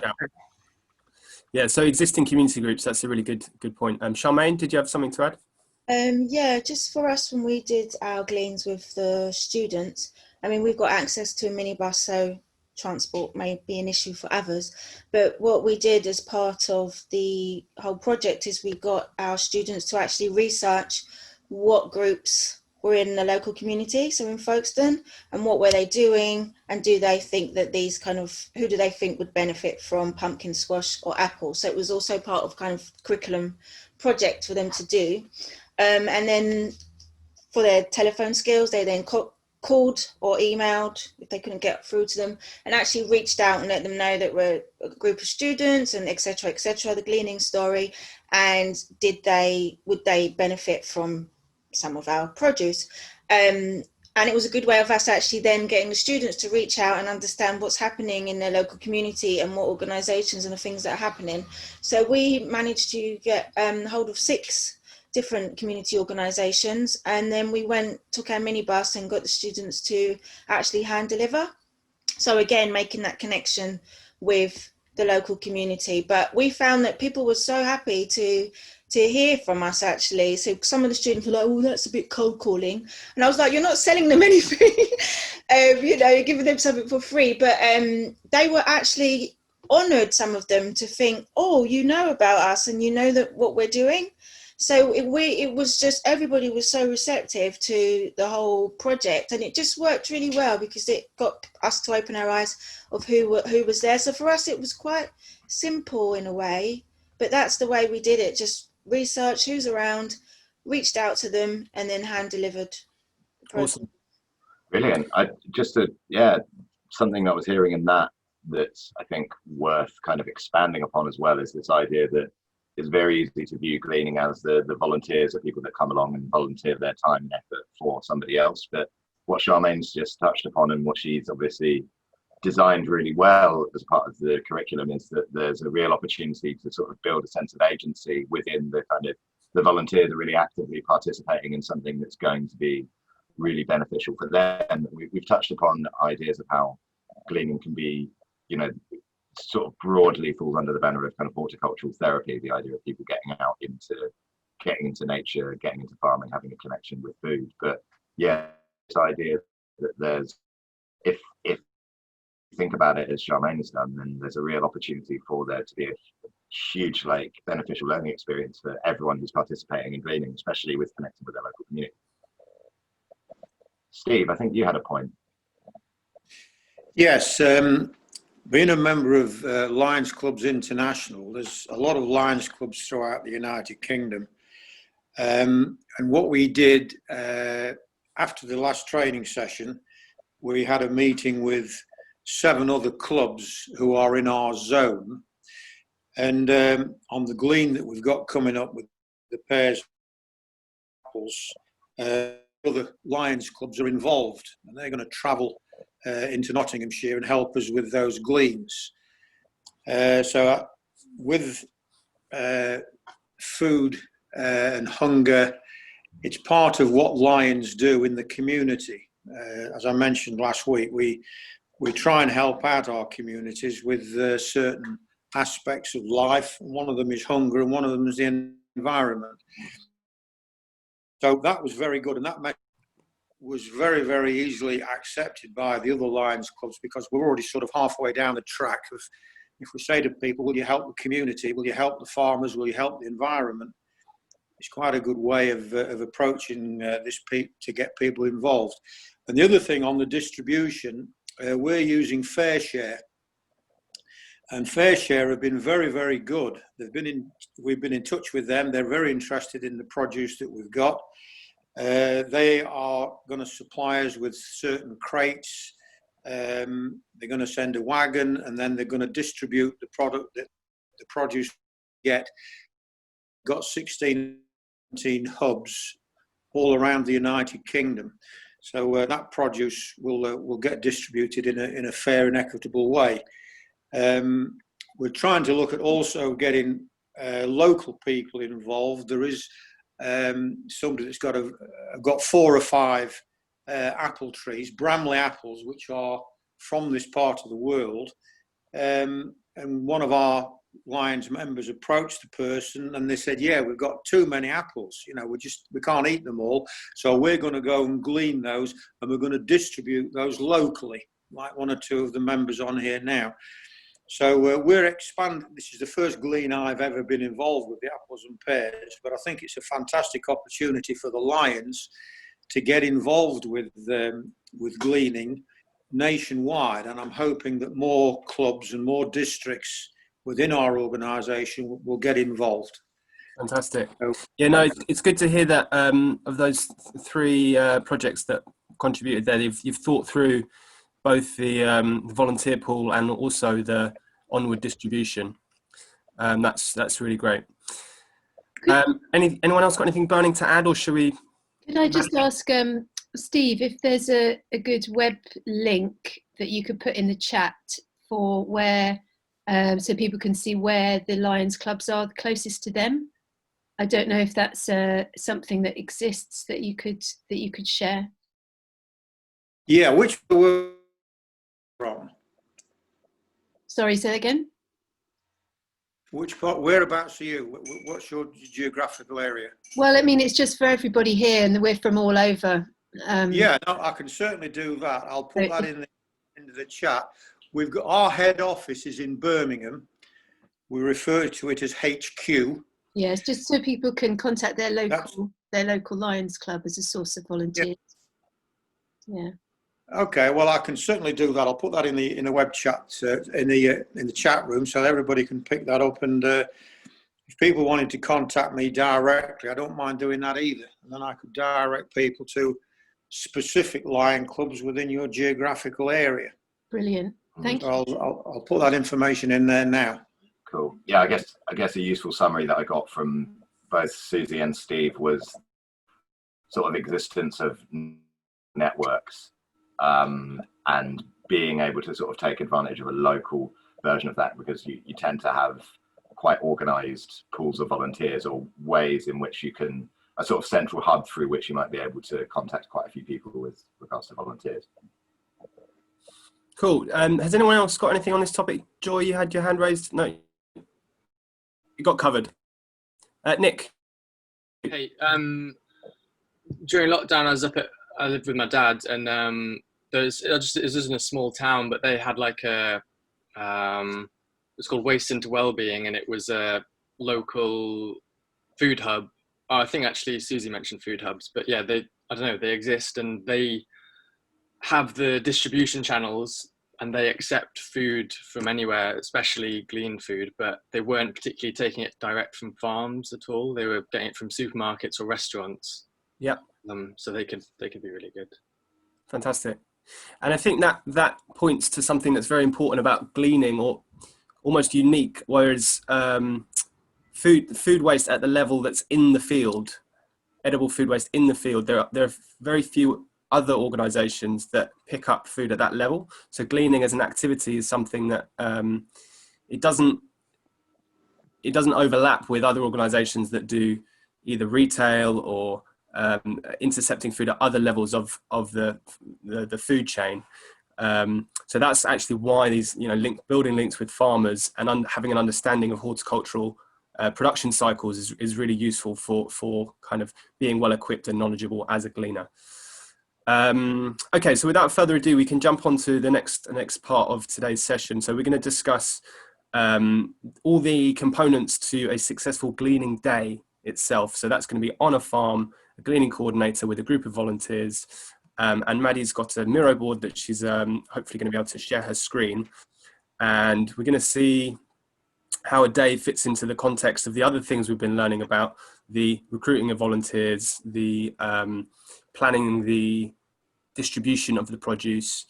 So you can see on the left the sort of planning and practicalities in the light blue in terms of finding farms, getting your gleaners together, setting dates, having all your insurance and health and safety, the equipment you need and the transport sorted out. And that will all feed into a gleaning day where you'll have the day set in advance. You'll have a meet time that's been coordinated with your volunteers, and you're going to assemble your crew on the farm, maybe on the farm car park, in the yard, in a spot that you would have arranged with the farmer in advance. And basically, I thought it would be good to make this quite participatory and enable people to kind of chime in with all the different aspects that would combine to make a good gleaning day.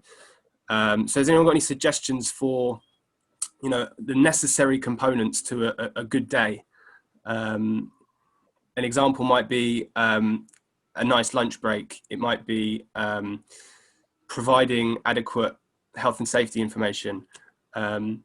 Basically, we thought we would get you guys to contribute these aspects, and then we'll put them up on the Miro board. Anyone want to raise their hand or just dive straight in? Joy, and then Nick. We had a very wet, extremely wet day, so absolutely crucial that people have got the right clothing to make sure that people are informed about what it's needed to wear to do this work. Great, yeah, appropriate workwear. Nick? It was cold as well, wasn't it, Joy? Yes. I think laughter is essential to making people enjoy it, and then so that it can carry on. And if you're volunteering, then you need to get that warm feeling, and yeah, laughter's a good way to. Yep, fun is a key ingredient. If it's not fun, you're not doing it right. I'm going to add a briefing. I think that's vital at the start of the day, having a good briefing, and I'll elaborate on that in a little bit. Anyone else got suggestions?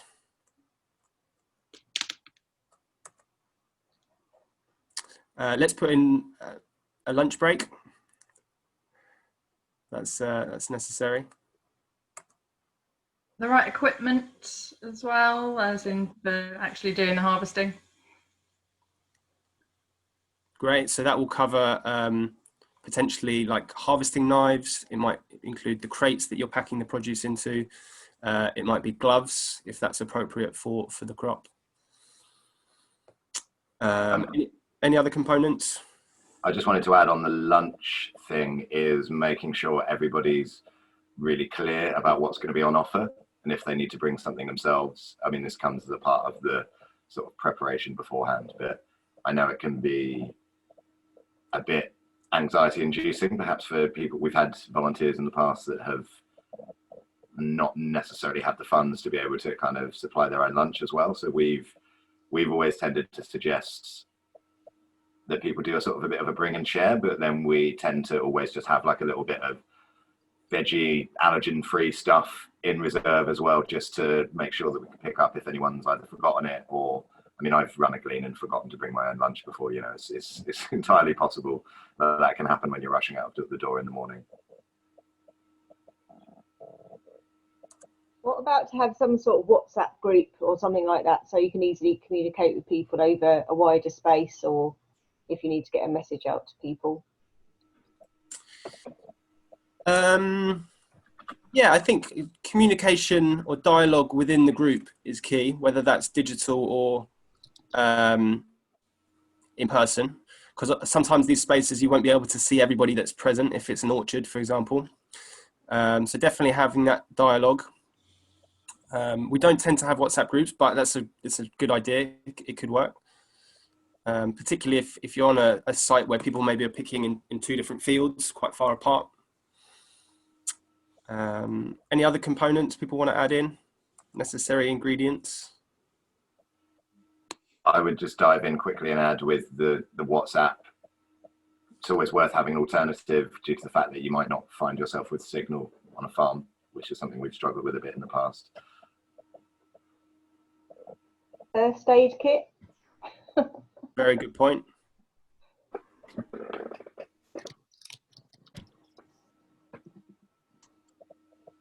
And related to that, I know Joy mentioned in the previous webinar having sun cream for the group, which is related to right weather and the right clothes.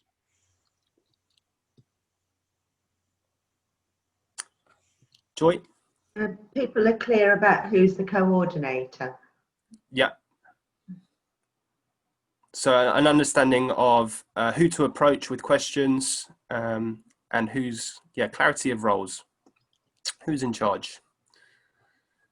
Nick? One thing that came out from our meeting with the fruit farmer is there's a lot of wasps, apparently. So people might get stung, so they'd need some sort of cream to put on wasp stings or things like that.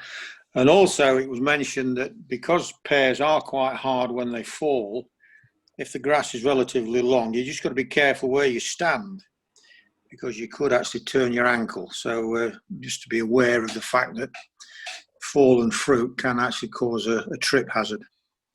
Yeah, and I think that would kind of fall into this awareness of potential hazards, which hopefully would be conveyed during the briefing at the start of the day. Yeah. Nick, and then Joy? Yeah, I think it's just stuff that's been mentioned before in the talks and by Pete, was like clear logistics and plans for how you're going to do everything and move the fruit afterwards, and transport to the farm and stuff like that. Yep. Joy, and then Charmaine. Whether people can have some of the produce food to take home for themselves. Yeah, big part of it, people taking home produce that they've harvested. Just to add to that as well, we want sort of transparency with the farmer about where the produce is going, but people will tend to, if they know exactly where it's going to, which community organisation, they're more likely to pick for their lives, I think. You know, if people have a motivation, they know that they know where that's going to be going. Charmaine? Hi, sorry. Nick kind of touched on it, where he said about knowing how you're going to move the produce, etc. Because we had an issue with one of the gleans we did at the apple orchard. One of the days we had a larger group, so we took like a big coach, and because we hadn't been to the farm prior, we didn't realise that how far away the coach would have to be from the actual spot where we'll be gleaning. So we actually had to leave a lot of it behind, because it was a lot for the students after gleaning to then ask them, right, and now lag 2 bags each back, a mile to the coach. So that was a big learning point. So we had to then come back. I got a lift. I was lucky to get a lift from another member of staff, and we came back with the smaller minibus and was able to pick up the produce. But if we had not had that option, then that would have been an issue.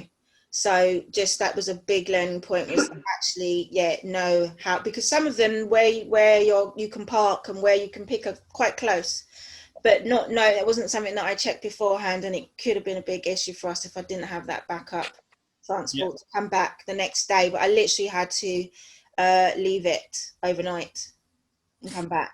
That's a really good point. So it's about the flow of the food, understanding that both from the field to potentially the yard or the pickup point, as well as from the farm itself to the organisation that's receiving it. So if that's being collected or if it's being delivered you'll need to think that through. And the farmer is likely to be the best person to give advice on that. They will know if their track is drivable for the type of vehicle that you might be arranging a collection for. And you shouldn't be afraid to ask them for particular help, particularly in advance. If you said to them, would it be possible at the end of the day for you to run the trailer from the field to the yard? So having that logistical plan is key. And that's something that you can articulate a bit in the briefing as well, like giving the instructions on how it'll be working. Nick? As well as what Pete mentioned was the specific process for harvesting it in the fields was quite key. Yep, so that's like harvesting technique. In an ideal world, you might have the farmer present to let you know that if they have a few minutes to impart that. And that's really important because obviously we are working with volunteers who have mixed levels of experience. Some will have done farm work or have their own allotment and be very comfortable in that setting. Some people will need some guidance on best ways to pick edible produce, and also in some instances best ways to take fruit off trees that you might damage if you just yank. So yeah, sharing that harvesting technique towards the start of the day is really important. And I'd say alongside that as well, it's also keeping an eye on the produce as it gets packed to make sure that volunteers are ensuring a certain amount of quality. So obviously, because we're fighting food waste, we're not discriminating based on colour, shape, or size of the produce. But what we don't want to do is be sending to organisations produce that's damaged or going to perish very soon. So what we tend to say on Gleaning Days is, if the skin is damaged or bruised, and we can try and prevent that being waste by saying we can have a pile for volunteers to take home and process, but we won't donate to Fair Share or other social organisations produce that's damaged or not going to last, because we want them to receive it and think, wow, this is delicious and fresh. So that's a point of talking about quality control. Charmaine again. Yeah, just toilets is another learning point for us. Yeah. Know where toilets are, because that Yeah. can make or break for some people enjoyment of their day, because everybody's Absolutely different, and some people may have various illnesses that requires them to use the toilet more often. Just little details, but knowing where the toilet is, because not all farms have a toilet highly, easily accessible where you're gleaning. So that was another learning point for us, to make sure that we understood where the toilets are before in advance. Yeah. Really good point. I think that could fall under sort of general housekeeping, because linked to that would be like drinking water, where people can refill their water bottles, and sort of parking as well. Like, at the start of the day, you want to make sure people are parked in a way that's not blocking any tracks or gates. So in part of the briefing, there's sort of a housekeeping element, which is, where are the toilets? Where is the drinking water? Are there any no-go areas on the site? Any other points people want to add in? Ability to take photos. Yep, exactly. Share the successes of the day and encourage more people in future. Yep. So that's kind of taking pictures throughout the day and ensuring there's consent from people that they're happy to have their picture taken.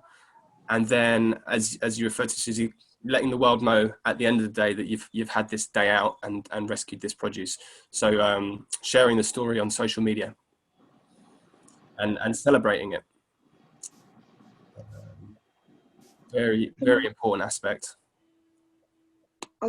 Can I just also add, sorry, Ben, Bill, knowing the crop that you're collecting, and also if anybody's got any allergies. So I remember somebody had allergies to strawberries that came along. So just things like that, really.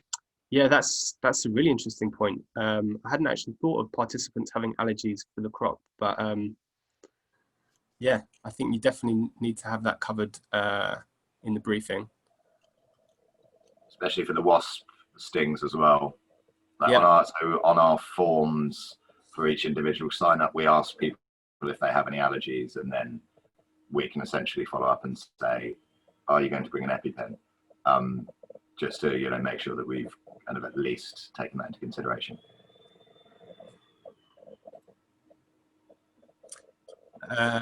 Anyone else got something they want to chip in with? So it looks like quite a complete picture. This is great. There's something about different physical abilities. So assigning people to different tasks depending on their what they feel okay with in their body. Like if there's anybody with back trouble or I don't know, something like that. Yeah, so I guess allocation of tasks that means that people feel able to do the heavy lifting if they want to, and don't feel compelled to if they're not in a condition to. And that kind of fits with this idea of encouraging people to work at their own pace and enjoying themselves, and drinking plenty of water and taking breaks as and when they need to, which is super important for not feeling that you're exhausted at the end of the day and potentially burnt out. But this is looking really good. Nick, again. Thanking the farmer and making sure he or she is appreciated. Absolutely. So leaving on positive terms with the grower and giving them that sense of gratitude. And I guess not taking up too much of their time whilst doing that. So being aware that they've got their own priorities and their own business to be cracking on with. These are all fantastic.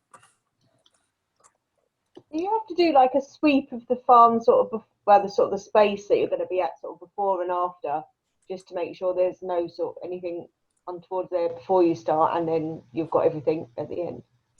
Yeah, that sweep at the end is really vital. So worst case scenario, you fill up crates of produce that then get left down a row of apples, and work is wasted and produce is wasted, and you don't get as great a yield as you might have. So definitely that sweep at the end.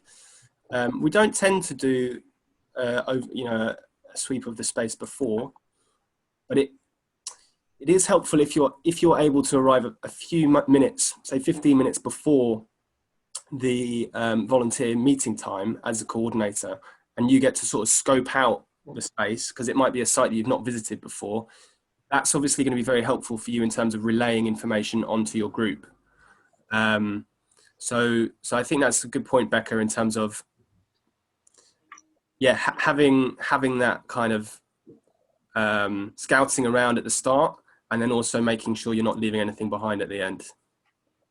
To add to that, that's a good opportunity sort of at the beginning when you're briefing with both the farmer and the volunteers to point out the kind of boundaries of where they are allowed to access. I mean, that particularly becomes relevant if you have kind of kids on site as well. But it would be like, okay, you can sort of incorporate into the sweep, like knowing exactly the area in which you want to kind of keep volunteers, just so you can, as much as possible, keep an eye on everyone. Is it possible to send this flow chart? It'd be very useful for me to have that as a hard copy. Yes. I will work out how we best do that, and we'll do that. Yeah, we can make the mirror board accessible and our slides. I'm going to add a couple more things. I think as a gleaning coordinator, regularly going round the group, because sometimes you're going to be dispersed across the field, just saying, everyone happy, everyone doing okay, anyone need a break, how's it going? Just sort of checking in and on a regular basis, ensuring people are enjoying themselves, they're picking well, that kind of injecting a bit of energy and positivity into their activity, and making sure they know that they're being taken care of, rather than left out on a limb. Ensuring that your group is together. So as a coordinator, making sure that everybody that's arrived is part of the group, and if they're not with the group, having an understanding that, okay, they've gone to the toilet or they've just popped to their car to get their bottle of water. So kind of keeping a handle on the group that's on the site, because as a coordinator, you'll be responsible for them. And as Pete was saying earlier, it can be it can feel slightly chaotic if people are spread out over a really vast area, and maybe getting distracted by the llamas, or that's fine. It's inevitable that it happens, that people do spread out a little bit. But I think if you're responsible for that group, having a sense of where people are is super important. And yeah, touching base with the farmer. So keeping a line of communication. Either that's seeing them because they're going about their work, and you get a chance just to say, yep, all going well, thanks a lot. Or dropping them a little text to be like, yes, the produce is great and we'll be here for another half an hour. If you're still around, it would be great to say bye. But just sort of managing their expectations a little bit so things don't get unsaid, or things don't get assumed that are unsaid. And I think it is really important that, particularly at the end of the day, you as the coordinator have ensured that all of your group have left and the farmer is aware that you're left. I mean, in an ideal world, you'd get a chance to chat with them and you can say thanks as you leave, but sometimes they've got to do a delivery. They're just too occupied to take some time out. So communicating to the farmer that you've left their site is a key thing at the end of the day. Yeah, I thought it might be worth just showing you a couple of slides that dive into a couple of these aspects, because as gleaning coordinators, so maybe Maddie, could we swap sharing screens? And I'm going to share mine and just show you two slides from a little presentation.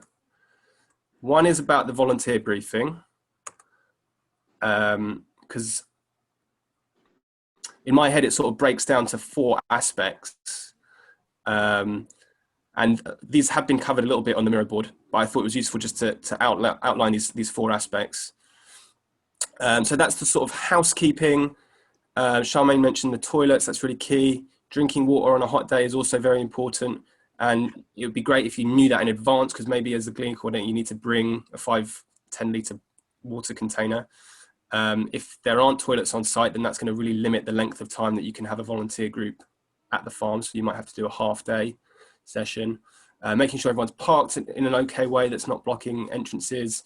Sharing the timings for the day, saying we're going to work till this time, then have a lunch, and then have an afternoon session as well.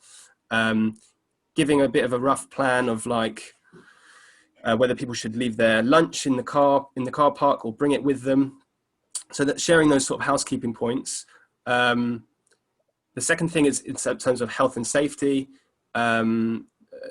By far the biggest instance of accidents on farms relates to vehicles. So really highlighting farm vehicles as being a major hazard. And, people will hear tractors often before they'll see them in orchards. So encouraging people to have their wits about them around vehicles. Talking about manual handling and not overdoing it, putting your back out. Sanitation, of course, in terms of COVID. So like mandatory hand washing before handling food. Also explaining the context and purpose of the gleaning day as point 3, like why is this food going to waste? Why has the farmer got this produce that's available to be gleaned?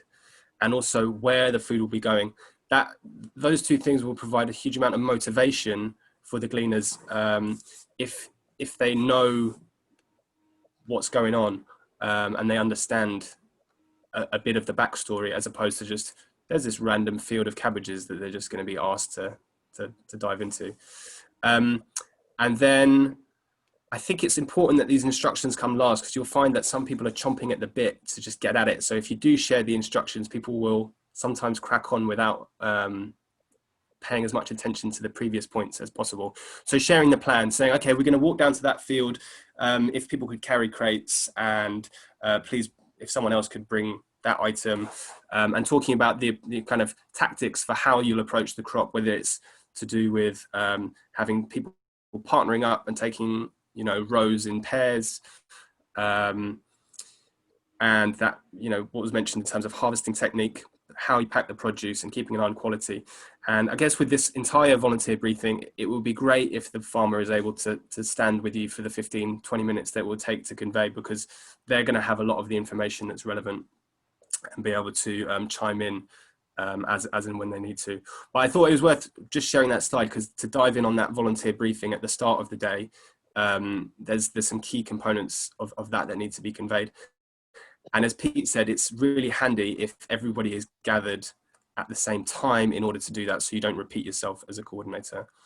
And the other slide I just wanted to show you is just in overseeing the safe working, because as the gleaning coordinator, you are essentially a coordinator, a supervisor for these farm volunteers.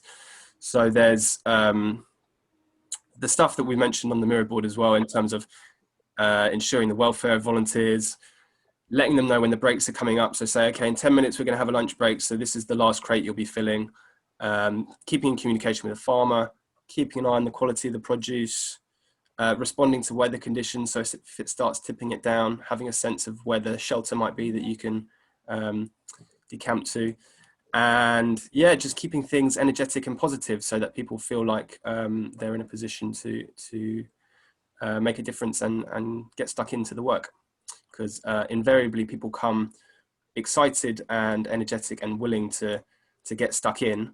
And it's just sort of like harnessing their energy really by giving them that little boost of energy and positivity.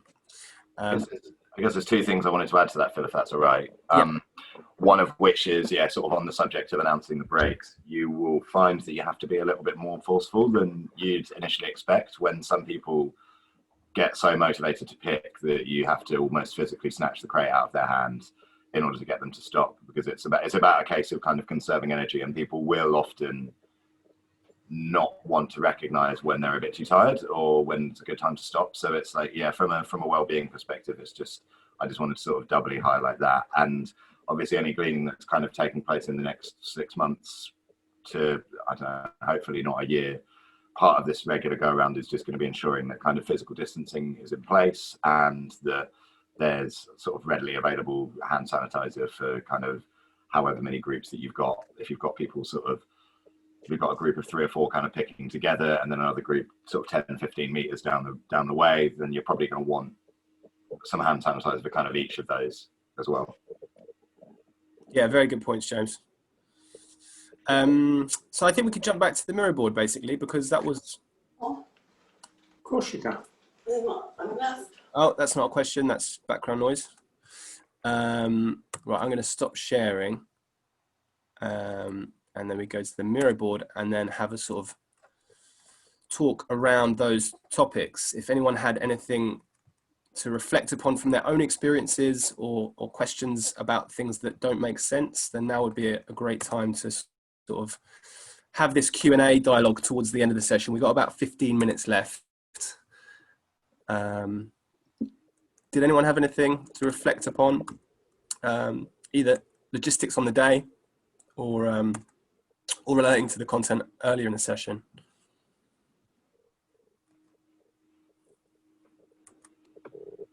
Go for it, Nick. I had a question for Pete, but I think it might actually be more applicable to you three.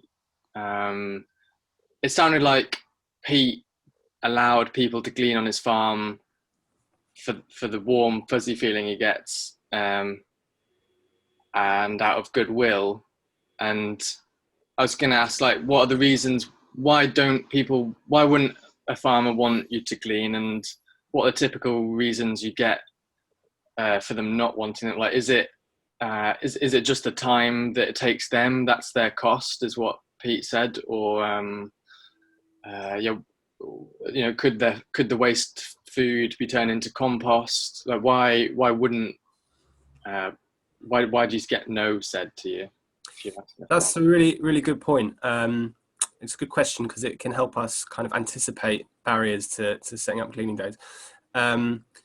Some farms that are very sensitive to their soil fertility, often actually organic or biodynamic farms, would talk about potentially wanting to plough back in their crops, particularly vegetables, to keep that fertility level high.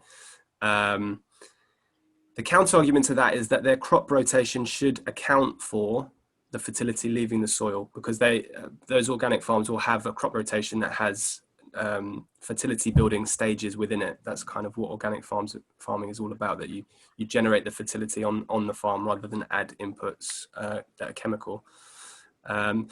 So I've always sort of used that counterpoint to say, well, ideally you're growing this crop to be eaten rather than to feed your soil. But sometimes they do stick on that point. It would depend on that farmer's point of view. Another aspect, I guess, another barrier would be it's potentially hassle for them at a very busy time of the year. So their workload might be at kind of 11, and effectively what you're saying is, could we come and like meddle a little bit in your operation during the peak of your work? So that's actually why it's really important to emphasize that you'll be organized, that you'll be minimizing the need from them to host, and coming across as a trustworthy, reliable collaborator who's going to be there at the time that you've arranged to be there, and are going to kind of do all the things that are necessary for them to find you easy as a guest, as a visiting group. So that's kind of like trying to make it as hassle-free as possible. I'm trying to think of other reasons that farms, I mean, they might not have either the car parking facilities or the toilets, and just feel like they're not a suitable site for gleaning groups. I mean, often they'll be having farm workers come, so they will have parking facilities and toilets accessible, but maybe in more remote cases they'll be quite basic. I guess sorry, go on, Nick. Do you find that you mentioned organic farmers earlier? Do you find that like maybe more organic farmers or like community farmers are more inclined to say yes to? Yeah, particularly if they regularly host groups of volunteers. So if they're used to inviting the community onto their fields, then they're going to be less,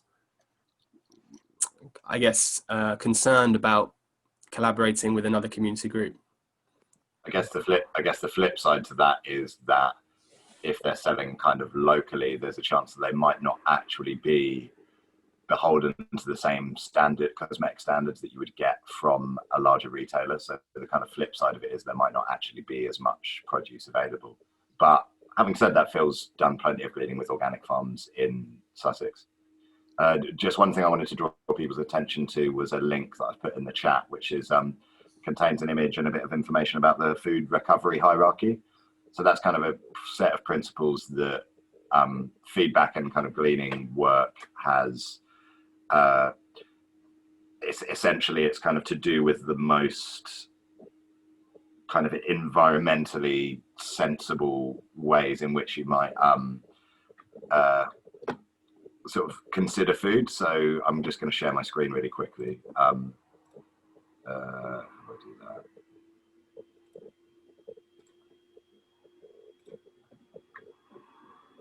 Oh, hang on, you can all see yourselves. Let me try that again. That's good, I can see it, James. Oh, you can see it. I can't for some reason now. But yeah, essentially it kind of lists I mean, it's not really for us to come and say to farmers, excuse me, composting is actually worse than, feeding people in need or whatever. But it's like, this is having this in the back of your mind and being able to use it to kind of formulate kind of maybe a counter argument to the sort of the composting side of it might be quite useful. But yeah, I think just to really add, it's I think anything that you can do to kind of add an air of legitimacy to it, because I think there might be that you'll always have a bit of convincing to do to sort of remove this perception that it might be some sort of hippie activists that want to run around in the field and kind of nick their crop. It's what thing about like needing to kind of know what we're talking about and understand and kind of have a bit of a sympathetic ear to whatever the issues that a farmer might be having. Anyway. Yeah, and there's another point about farmers potentially being concerned about flooding the market with the crop itself, and that having a downward pressure on prices. So it's very important to emphasize to the farmer that this is not going to be at a roadside market stall where people will be buying it for cheap. It's going out for free through organizations that need. It's not the market share or the price dynamic of that particular crop. So that's really important in areas where there's kind of local food chains that have prices that fluctuate based on supply and demand. Susie. Just ask a question. So Pete was obviously very proactive in trying to reduce his food waste, but I wondered whether farmers in general are becoming more aware or aware of the sort of environmental sort of issues around the waste, and seeing that hierarchy diagram kind of, it's obviously connected to that as well. I guess I just wondered, are more farmers becoming more aware of the need to reduce waste? Yeah, it's a good question, and I think it's a real mixed bag, to be honest. I mean, so Pete's an example. He's a third generation farmer on his land, so he probably farms in a very different way to maybe how his father did or his father did before him. And I mean, there is more prevalence of kind of organizations like LEAF, so that's Linking Environment and Farming. So that's a kind of a networking organization that farms can join, and I believe they do accreditation as well, if there was that right. Essentially, if you wanted to be a LEAF farm, then that would suggest that you have kind of some environmental kind of policy tied in with your farm. And I think just with the fact that over the last sort of 18 months to 2 years or so, the environment's been kind of hot on everybody's it's been sort of on everybody's lips. And then you have, as Pete was mentioning, you've got sort of Natural Farmers Union publications, and sort of publications that have really wide circulation around the farming community that are touching upon these subjects a lot more than they used to. So it's a tricky one, because there are potentially more opportunities for farmers to be quite responsive to this. But then when you still have farmers that, I don't want to make any generalizations, but when you may have a farmer that's kind of an older generation that's been farming in a particular way for a number of years, we all can get set in our ways, so it's a bit of a challenging one in that sense. I mean, you can, when you're kind of trying to reach farmers, you can definitely use, I mean, things like social media and can be a bit of a natural filter. So Twitter tends to be one that quite popular with a younger generation of farmers who you may be able to quite brashly assume may be more open to gleaning, and maybe more, they might be absorbing more of this kind of information around kind of environmental issues.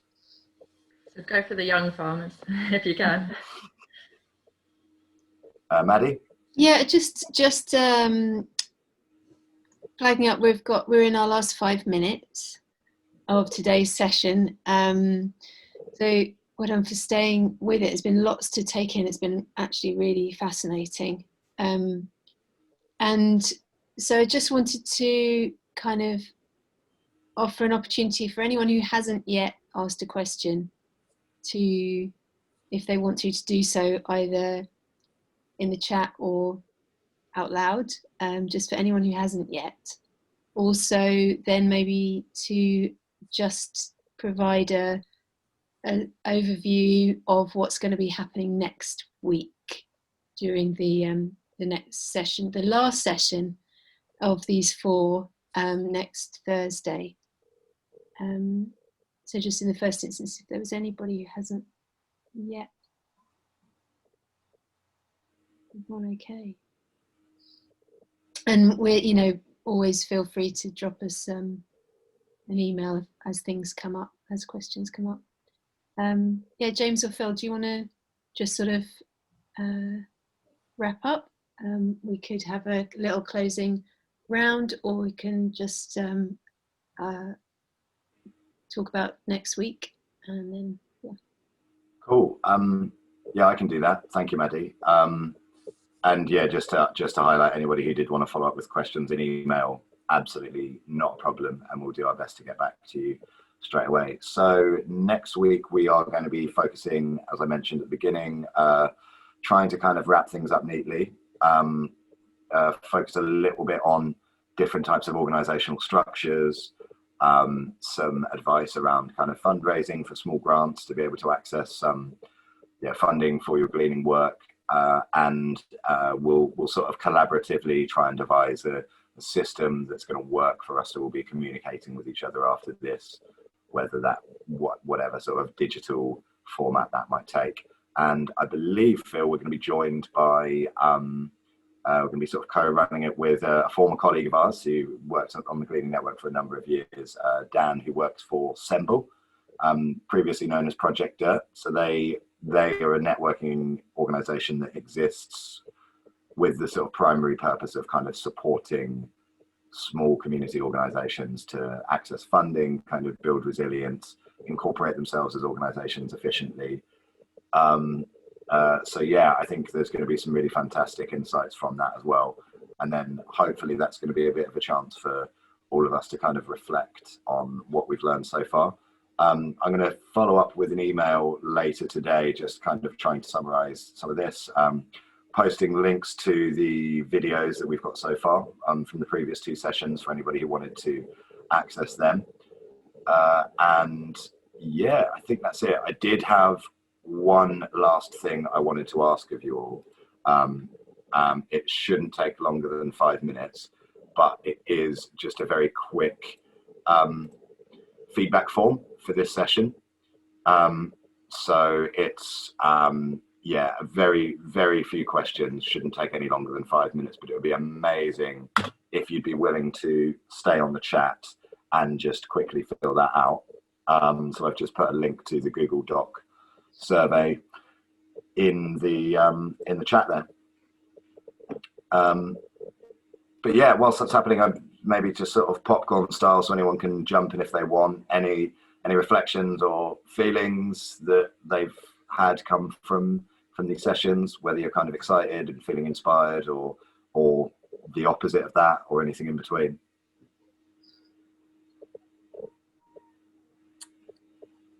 And just to quickly follow up to Charmaine's question, we can certainly share the spreadsheet in terms of farm contacts, like how to structure it. You know, in the slide it showed ways of cataloging and logging calls and contacts at farms. We can definitely share that, yeah.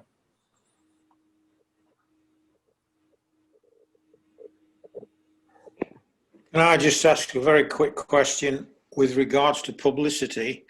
Are we okay to use the logo? Using Feedback's logo, do you mean? Yes. I'm not actually sure about that, if we're not the ones organising the gleaning event, if it's not our event. But what we might do on the back of these is to take the Gleaning Network logo and be more liberal about sharing that.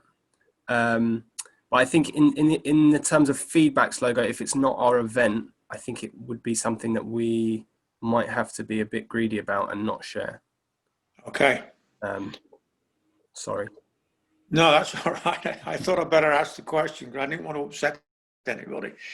Because when we finished off that we're doing, we want to shout it from the rooftops. We want to let everybody know what we've done. Yeah. So I understand what you've just said. So that's not a problem. I wonder whether there's something, I mean, the Gleaning Network logo would be really nice to share that, and maybe indication of the connection to feedback somehow, like supported by some feedback or something like that might also be good, and a sign that that people have gone through this training and that kind of thing might be good to think about. Yeah, well, like that would be useful, Maddie, if you could let us know. Yeah. Great. Any closing remarks in as few words as you care to share? Mm-hmm. How are you all feeling? up, thumbs up. It was great to hear Yeah. from a farmer as well, and his positive experiences, you know, with gleaners, and you know, the reasons why he wants us there, as opposed to, you know, we talk about why we might be rejected. But it's good to hear that, you know, we'd be wanted as well. I just wanted to say as well to Charmaine Jacobs that I just feel really inspired by what you're doing with your students in Canterbury, and that what an amazing education it is for them to be learning through something like gleaning, which is such a kind of important political, social, economic, kind of real live thing. So I've just been, yeah, really inspired by you taking gleaning as a subject to work on with you, and all the aspects of it, getting them involved in everything. It's really brilliant. Thank you. And I'd just like to say this session's been great. Thank you very much.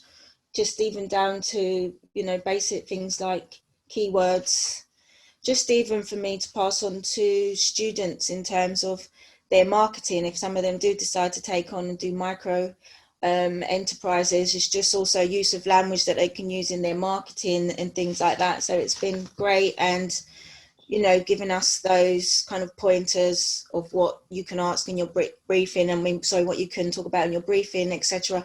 It's been really, really informative, and I love that you got a live farmer. That's not the right way of describing it, but you know what I mean. That we had a farmer to talk to and answer questions, and I will definitely be making contact with Pete to find out a bit more about the commercial aspect and agreements with farmers. So thank you very much. It's been great. Just to say as well, just a final note, Nick and I are going to hook up to talk about gleaning around Bristol, and so it'd be great to get Heather, who was the old Bristol gleaning coordinator, to get in contact with her and sort of pick up some things where she left off. Wonderful. Fantastic. Thanks to those that have filled out the feedback form already. If you're up for doing it now, brilliant. But yeah, aside from that, I think we are probably good, right? Unless anybody else wants to share any reflections.